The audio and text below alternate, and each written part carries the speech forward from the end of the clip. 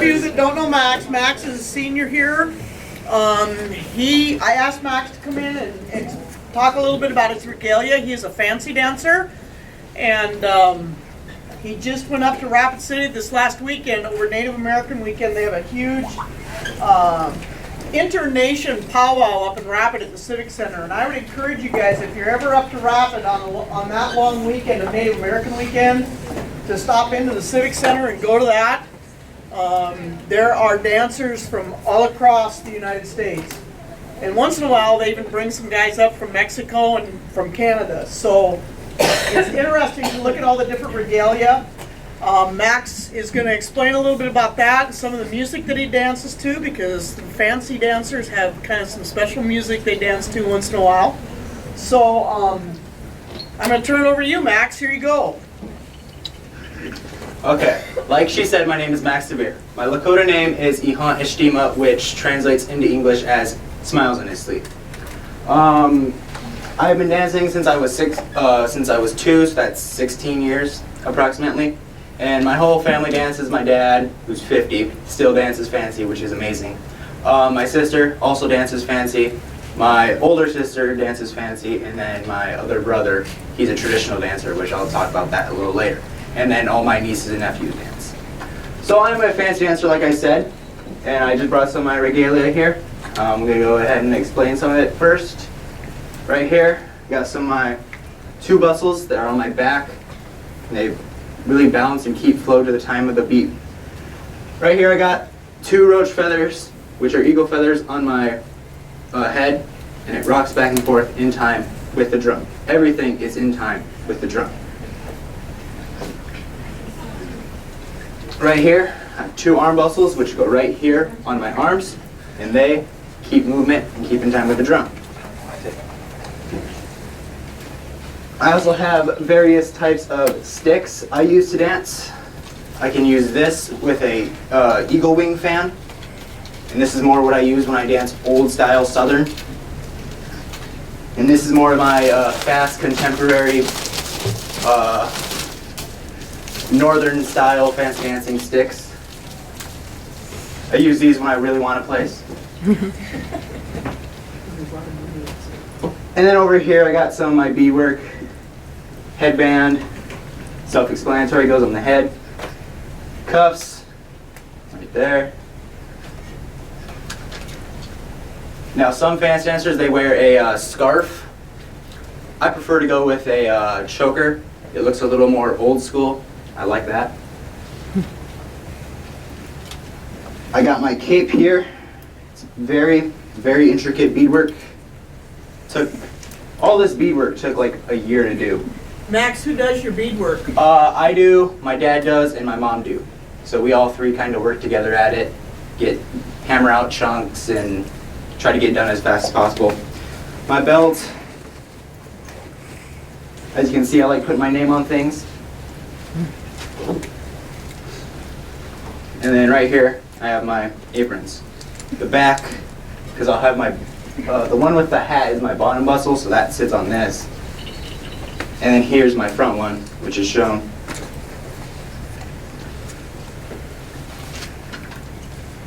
Okay, you'll see in the designs I have a lot of lightning bolts. And that came about because my dad started with that middle TV design. And that's like our family design. He started using that about 25-ish years ago. And he needed something to fill in these spaces, and I looked at it and I said, I want a lightning bolt. Because I saw, one of these big name fancy dancers from down south in Oklahoma, Dwight White Buffalo, use lightning bolts. And I was like, I like that. I want something like that. So he and my mom came up with this lightning bolt design, and we put it everywhere we could. And the color choices we used originally, before this, I had another outfit which was just all green and black. And then my dad, when I started growing, he's like, we need to get you another one. So we decided to pick yellow because it's very bright and noticeable. Okay, I've had this outfit since about 2014, 2015. Stuff gets added every now and then. It's about time I need a new one. Some of it's getting a little small. Starting to work on that. Okay, the fancy dance. At a powwow, you'll see 4 different styles of the men. You have the traditional, which is like the style from the northern plains. Here, it's the oldest dance. You have the grass, which comes from the Ojibwe people, and that came about the 1800s. You have the chicken dance, which is the newest dance. It's very popular among young people, along with the fancy dance. In the women, you have 3. You have the you have the traditional, you have jingle, which also comes from the Ojibwe, and then you have fancy shawl.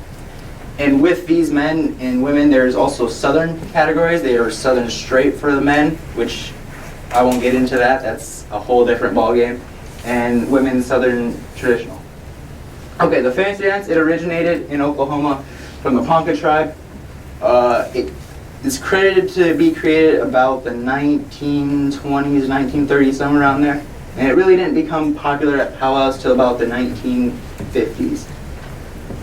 It is very athletic, as you will see soon. Young men are primarily the ones who do it. You have very rare exceptions where old people can still fancy dance, and my dad is one of those exceptions. And there is northern southern splits, and the northern is the more contemporary, really, really fast, eye-catching one, and the southern is the more graceful, smooth, glidey one. Okay, so now to some songs. There's a basic part to every song. You have a lead, which one person sings, and after this lead, then everyone will come in and sing that lead again, and then a little bit more, and that's the straight part. And then after that, there's a word part, where you sing the words. And that right there is one push-up or start of a song. There are about 3-4 songs that fancy dancers dance to. You have a straight song, which is just 4 starts, nothing else. When my dad was younger, they had to dance to 6 starts. I would not be able to do that. And sometimes in these straight songs or any songs, they put in stops, and we call those trick songs because they're meant to trick the dancers. And originally, you were supposed to be able to know the words of the song and be able to stop on time by what the singers are singing. But nowadays, since people lose, language is lost, people lose their culture, nowadays it's just done by knowledge of song. And have I heard that song before? And I'm okay at stopping on time sometimes. And then we have a crow hop, which is just a beat like this, and it's more of a skipping type hopping motion. And we have a sneak up and ruffle. And I do have some examples of that right here. So Max, before you play the music, when you go and when you compete, because you compete for prize money, correct? Yeah. Especially at powwows. How many judges are judging you while you're dancing? That's really up to the head judge. Sometimes it's been 3, sometimes it's been 4. I've seen it up to 12. Okay. At the biggest powwow in the world. And they're looking that you keep the beat of the music, and then like in your trick songs, if you stop when you're supposed to stop. Yeah. And you know how the regalia is flowing with the music and all those kinds of things. And nowadays it's a lot of politics. Who you know, who do you talk to, right. Who are you friends with? And that's really something that a lot of people don't like about these like bigger powwows like the one in Rapid. If you're really good but you don't know the right people, you might not place. I'm fortunate enough to have made some good connections on Facebook and with people in real life that I can place at some of these bigger powwows. So first song I'm going to start out with, it's just a straight song.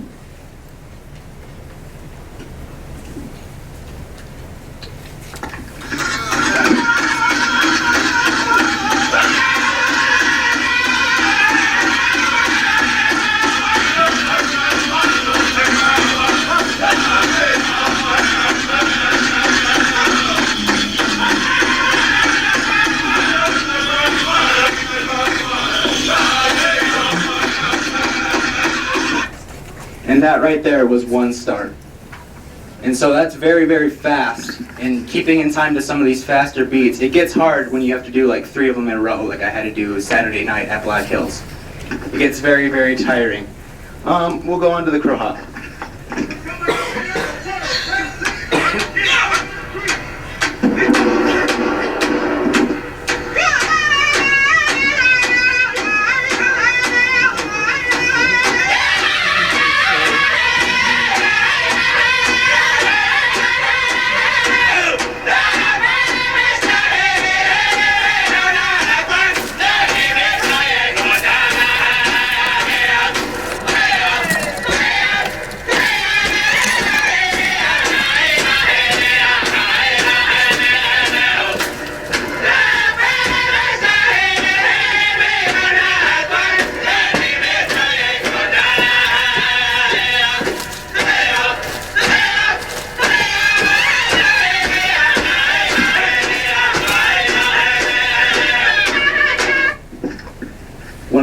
favorite songs to dance to because they get so long sometimes. And then finally we have a ruffle / sneak up song. And this, the men traditional, they really used to start, this is their original song, but they used to go into camp. Sorry, dancing tired. They go into camp and they'd, all start out and they'd charge in and look for tracks. And when they'd look for tracks, they'd see if anyone else was there, if anyone else came into this area looking for troops. With the men's fancy, they took the basics of that song and made it faster, like so.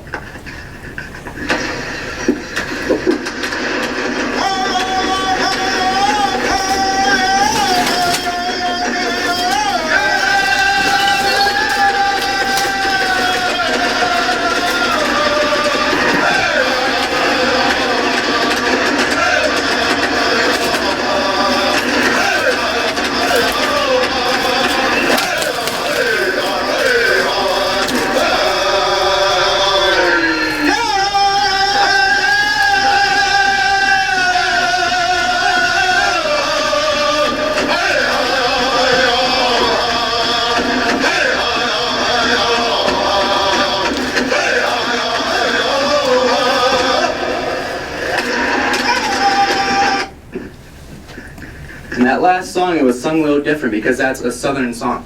There's a difference between northern and southern. Southern is the more traditional way of doing this dance. It's the older way. Northern is the faster, more northern plains tribes.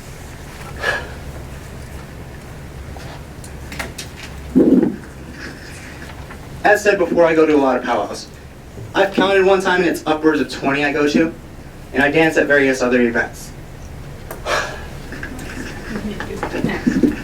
Oh, thank you. Very tiring when you have to do like 3 songs at a time with no water in between.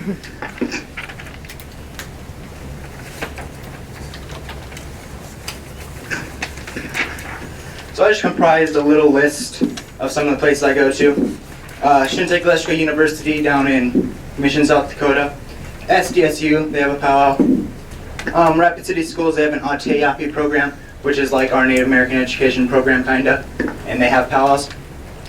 USD, they have a powwow, I go there.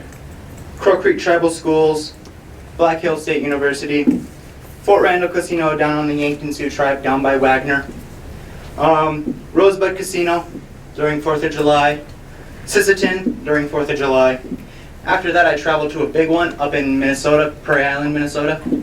That's a huge one. I've placed there once. Big Bend, down by West Bend Rec area. Fort Yates, North Dakota. Lower Brule, Fort Thompson. Rosebud Fair, Eagle Butte, and then after Labor Day, there's a big one up in Bismarck, United Tribes Technical College. I go up there. I usually place up there. Then there's St. Joe's Indian School in Chamberlain I usually go to. This was my last year dancing at it because they only do youth categories, which is 7 to 12 and 13 to 18. And I am 18, so now I'm in adults, which is very scary sometimes. And then, like she said, I just got done at the powwow in Black Hills, and that's called the Hesapo Echibina Oshate, which is basically Black Hills powwow. And then there's various other ones I go to, like New Year's if I can. There's the Pierre graduation. And I've went to other ones like one in Dupree, one in Chamberlain, one in Fort Pierre.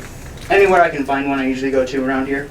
And then I've also went to the biggest one in the world down in Albuquerque, New Mexico, called Gathering of Nations. And that started about 1986, and it's huge. I was awestruck by it. And then I also am asked to dance for various events, such as the Indian Education Summit here in Pierre, assemblies like the Stanley County School District, and like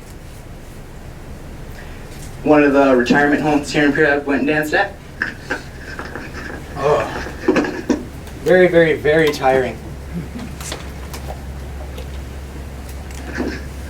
Just that little bit made me so tired. Or too early in the morning. Anyway, that is all the places I dance at. I get very good use out of this outfit. And when we're at a powwow, we're judged.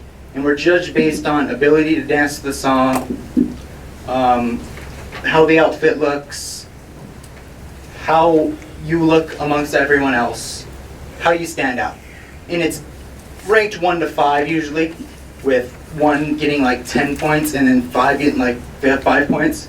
So it's like 10, 6, 7, something like that. I don't know the exact breakdown. Every powwow is different in their tabulating. And we go through a grand entry where they bring in all the dancers at once. And that's usually worth a bunch of points. And then there's intertribals where everyone can just dance. And then during that, they might call a spot check and get everyone points. Over here, I got my Angora leggings. These were given to me by a fellow down in Rosebud named White Coyote Holy Bull.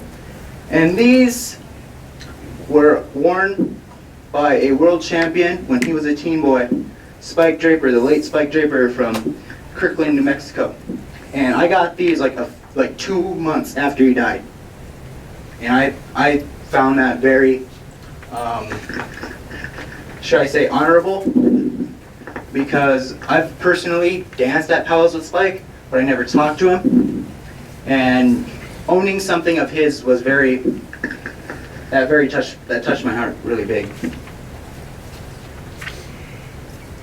And then I got my bells. These keep in time with the drum. They're supposed to like represent like lightning or thunder of the beat of the drum. Like everything has a purpose. The drum is like the thunder, and this is like the crack snap of the lightning.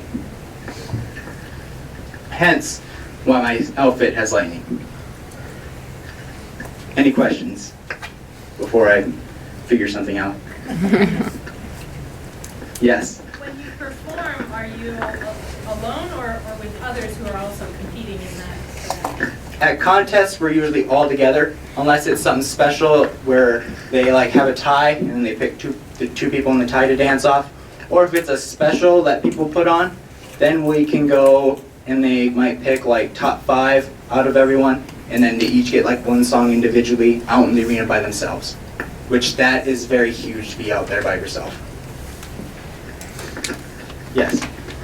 For the judges, were they past dancers as well? Like, typically that's the way you want it to be. They want to be past dancers so they know what they want to be or what they're looking for. Usually you want judges who know what to look for in each dance. That's why some people don't want women judging men and men judging women, because they don't know the correct protocols for everything. But it's really up to the head judge's discretion. And at powwows they pick a committee to run everything. So they have like an announcer who will announce everything to the crowd, an arena director who will run everything on the floor, a head singing judge which will pick all the judges for the singing groups and run all the groups and see everything's working right. They'll have a head singing judge or a head dance judge, men and women, so that they can get a men's set of judges and a women's set of judges. Or sometimes they might just have one head judge to pick judges for all. Or sometimes they don't even have a head judge and it's the arena director's call to pick judges.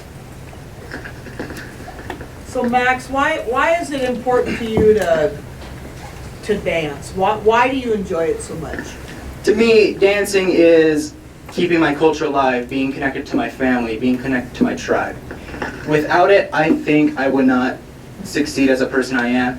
Dancing is what helps me get through a lot. It is what keeps me connected to my culture. Without it, I don't think we would have me as me, to be honest. And it's fun. Yeah. Yes? Who taught you the most? I'd have to say my dad, because when I was younger, me and him would be down in the basement, and he'd be working on some bustles, and he'd be listening to some good old Kozad, that's a drum group from down in Oklahoma, and me and him would just go dancing down there all the time. And throughout the years, when I've started thinking that I've learned enough from him that I can, he's getting old, can't teach me anything else. I started looking at YouTube, watching other dancers, other big name dancers, and doing what they do, coming up with my own stuff. So it's really a lot of my dad who taught me how to dance.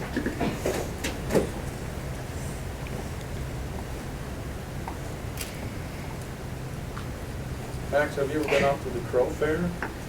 I have not. That is during the same weekend as Crow Creek down just 30-minute hour down the road. And I've heard that Crow Fair, it's like huge with the teepees. It's like you have the powwow and fairgrounds right in the center, and then a mile radius around it all is just teepees. That'd be one I'd really want to go to, but I never miss Crow Creek. It's always the weekend right before school, so I'd rather be close to home so I don't have to be late on the first day of school.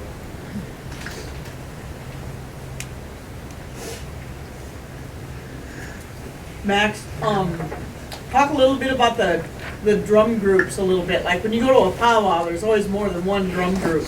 Do any of those guys specialize in a certain type of music for the dancers? Or? The drum groups, they have southern and northern groups, and sometimes at a powwow they'll split the contest to southern groups, and then northern groups have their own contest. Usually at a powwow they might have a host drum, which they pay them to come and, you know, be the first ones to sing a grand entry song or sing grand entry or raise the flags at 8 a.m. in the morning every day, or just anything special. And usually you have anywhere from 10 to 30 drums at a powwow. The most I've seen one time was upward of 40, and that was at Lord Rule and Rosebud Fair, because they don't have a drum contest, they just give out day pay. And so you'll have like one set of family have like 3 drums and set up, and then they call it drum hopping, where you go from one drum to the next and then to the next just to sing. And I also sing, my dad sings, my brother sings. We sing with a group from McLaughlin, High Spirit Singers. They used to be here in Pierre until they moved. I also sing with a group down from Rosebud, Owl Bonnet, led by my uncle, Keith Horselooking.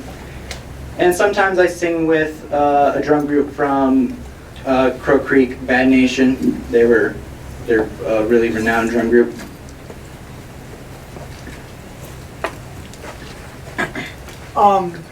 Be careful I kill you when you dance down at Vermilion. You can do that, yeah. Oh, come on, give me. We can get it to hook up. Here we go. So this is Max down at Vermilion in the Dome. So we'll give you guys a little, if you've never seen him dance before.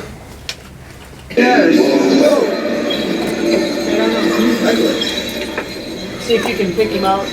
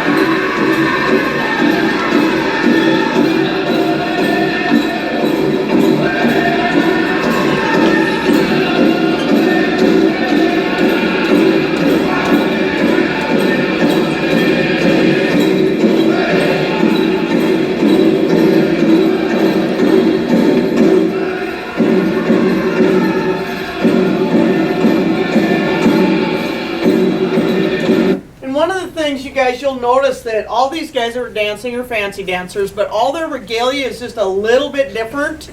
They'll all, like Max with the family teepee symbol and the lightning bolts, you know, and even the colors. The whole idea behind the fancy dancers, I had the privilege of, when I taught at Crow Creek, to teach, I had him in class, the North American Junior Fancy Dance Champion.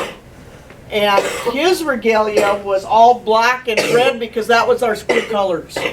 So he always felt like he was representing Crow Creek, and then he had some of his family emblems and stuff on there. But so they're all a little different. When you were watching, you'll notice some of the guys are doing a little different moves. They'll have their signature move. You got a signature move, Max? Not really. Not really. You know, some of them that have been dancing a little longer will do that. Max, mentioned some of the other types of dances, and one that I want to show you. This is the men's traditional, and you'll notice that their costumes are a little different. Do you want to say anything about their regalia, Max? They have one bustle on the back. They have roach feathers that don't rock in time. They kind of spin, which is to like mimic like two warriors. They kind of go off and they kind of converge and go together. You'll see that some of them are more, steady and low, and some of them get really wild. It's dependent on where you're from. The Canadians really like to get wild.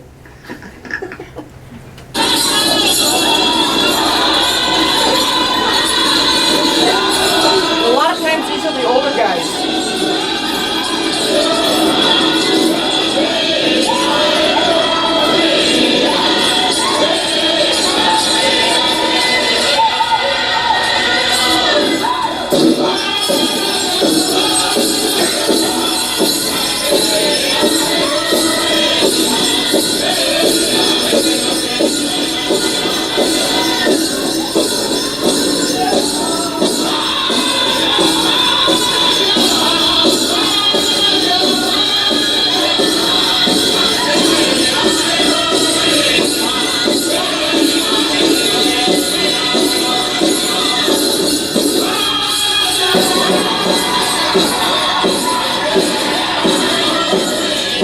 So Max, when they're dancing and they raise their eagle staffs or their, the other things that they carry, what are they doing there when they do that? That's more of their like honoring and like showing like where they're at. And this is a Tegli song, which is a second song they usually get. I don't very often get to see them get this, so I remember watching this last year at the Black Hills Powwow, and that was amazing. They usually get crow hops, a sneak up, which is a slower one of my ruffles, straight songs. Sometimes they might get a double beat, which is kind of like a crow hop, but the beat's just slightly different. And yeah. So this is women's traditional, right? You'll notice that they've got this regalia that these ladies wear is heavy. It's like 30, 40 pounds of regalia because of all the beadwork. Okay, so the whole back is beaded off the shoulders. It's like a cape that's beaded. These are usually made out of deer skin, if I'm not mistaken. Deerskin, buckskin. Buckskin, all right. And this is, these ladies don't move around very much. Okay, so here we go.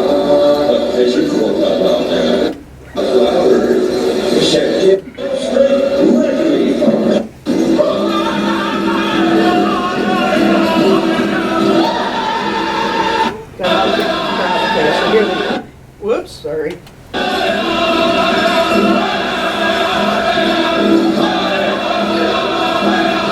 lady, that's all quill work on the front, on their bib. Okay?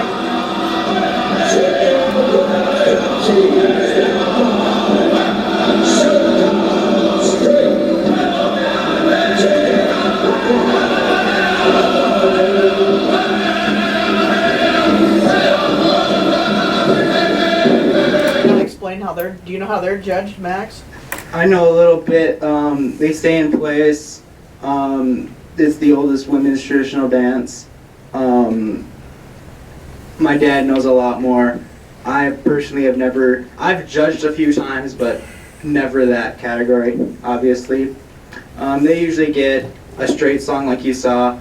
They might get a round dance song, which they just step and beat to the left. And then they might get an ipsi-cha, which is kind of like a sneak up, but it's not really. They kind of hop around, they kind of shuffle around, and then they stay in place and hop. And so this is the women's jingle.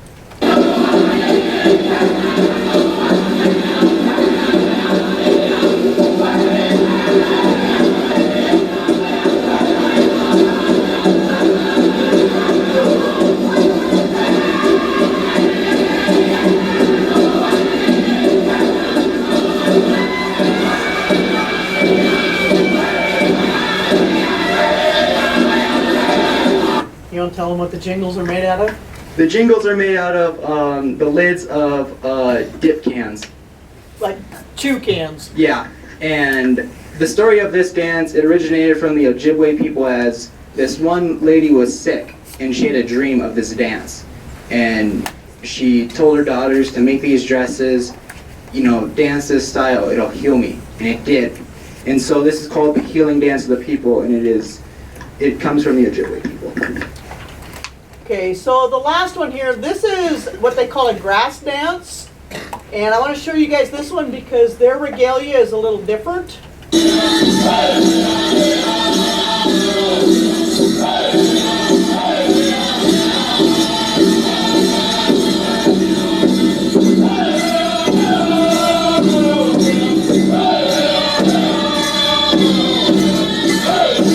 want to explain that regalia a little bit, Max?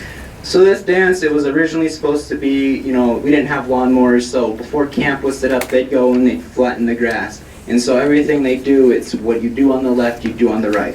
And their regalia, the fringes, originally it's like yarn, and like it's supposed to like represent the flow of the grass, and they're flattening the grass and making the area flattened for the camp.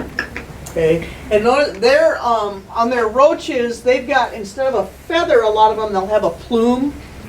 Okay, all the dances traditionally have a story that go with them.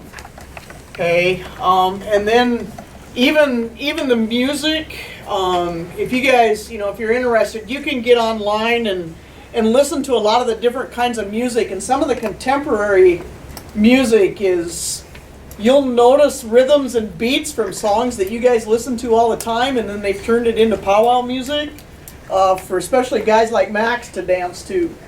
So, you know, it's constantly changing, but yet keeping the roots of the culture there. And the stories behind the dances and those kinds of things. So, I don't know, Max, you got anything else you want to add? Yeah, all these videos are from the Black Hills Powwow, and that one, it's huge.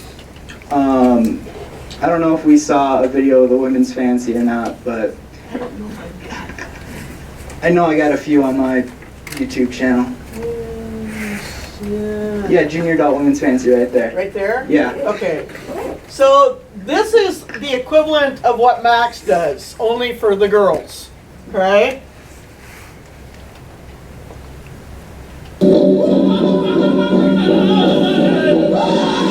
I was like, when I taught at Crow Creek, these were my best basketball players. Because they are athletic.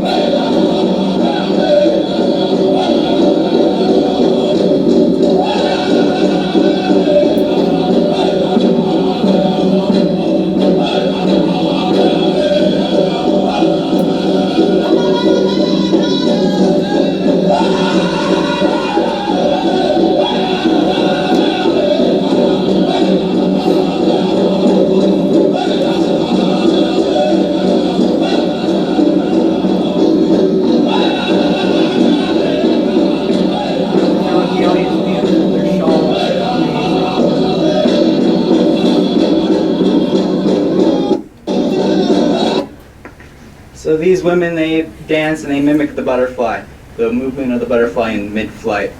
And I've known women to go and make shawls right before grand entry. They're all sewing and getting stuff all set up just minutes before they have to dance. Some of the groups I like to dance to, northern groups I really like from Canada, Northern Cree and Young Spirit. They're more contemporary, they're really good. From South Dakota, some of the good groups I like to dance to are from Rapid City, Wankialuta, Showtime from Rapid City, Bad Nation from Crow Creek, and some of my favorite southern groups to dance to are Southern Style from Utah, Kozad from Oklahoma, and Thunder Hill from Oklahoma. Do you guys have any other questions for Max? Max, I got a question. So what happens, do the dancers ever run into each other? That happens all the time. Like, I saw a video one time where my friend Cash Draper from North Dakota, he was all dancing, and this one guy from Wisconsin, Terrence Cleveland, he went and did a cartwheel and kicked Cash right in the belly. I ran into guys a few times. I've gotten whipped in the face by horsehair. It's a very brutal in abusive dance sometimes. And then one last thing for me, Max. So I've seen a lot of dancers that wear the mirrors. Are those symbolic, or is it just for the flash? That's a lot of the flash. A lot of the cool stuff is just flashy Okay. to catch the eyes of some judges. If the light shines off, it'll go in your eye and be like, ooh, what's that? And you look over there. Yes. Can you be unfit to do this, or do you actually have to be fit enough to actually do this dance and like last long enough? I've seen people of all types of physiques dance this. I've seen some of the roundest guys dance and be really good. I've seen some of the skinny guys not be that good. It's all based on how you have your ability to like lift your legs up, kind of basically. I don't know. I don't know if that answered your question or not, but It's a weird answer, but I can do it. It's a matter of knowing your music. I think that's the biggest thing. yeah. And enough willpower. And Matt, you know, you practice quite a bit, don't you, Max? I mean, you're listening to new music and trying to learn the music so that, Yeah, anytime I can, I'm downstairs, you know, YouTubing new songs or dancing, trying to get, you know, fit for the next one. Like, before Black Hills, I was dancing every day in my room. And then luckily it paid off and I got one of my favorite songs, Saturday Night. yeah. So they, you know, these guys have to know if they're going to go somewhere and compete, they've got to know a lot of different songs because you never know what the drum group's going to play. The arena master will, you know, say, Bad Nation, give us whatever, and they'll pull a song, and sometimes it'll be one that everybody knows, and other times it'll be one that hardly anybody knows. And you can tell, too, when the guys are dancing, because if they're struggling keeping to the beat, it's probably a song they've never heard before. So it's important to have that repertoire. Is that the word you're supposed to use for music? I mean, you got to know a lot of songs. Okay. Any other questions for Max? Say thank you, Max. Thank you, Matt. Very good.